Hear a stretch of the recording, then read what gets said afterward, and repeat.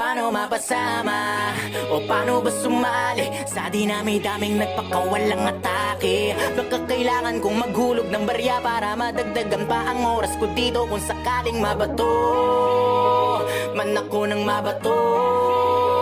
Pag sinabi ko na ititigil ko na to, set up yun para sa'yo, parang Massacre 44 mama sa pano ba? Kamusta? Balita ko kapos na yung bawat tira na pahaging saan na napunta. Inaabangan ko pa naman parang ambagan sa inuman. Ako yung madalas na pulutan sa kwentuhan, hindi ba naubos yan? Pero kahit na ganoon, sinasanay ko aking sarili. Ganyan talaga pag mabait ka, lahat ay nawiwili. Kaya dapat pinipili, pag-isipan na mabuti. Walang masama na kumilatis kaysa sa huli kang magsisi. Naranasan ko na rin yan, yung tipong walang pagkakataon na mapakinggan at dumating sa puntong wala na ring malapitan. Sarili ko na lang ang nagsilbi ko na sandigan. Kaya walang may karapatan para sabihin sa'kin na itigil ko na yan. Sa sasabihin nyo wala akong pakialam, dahil nasimulan ko to nung panahong wala kayo, alam nyo yan. Di ko na kailangan pa na paliwanagan, wala na akong magagawa kung saraduhin nyo isipan. Di ko kailangan na ipilit ang sarili ko para sa inyo.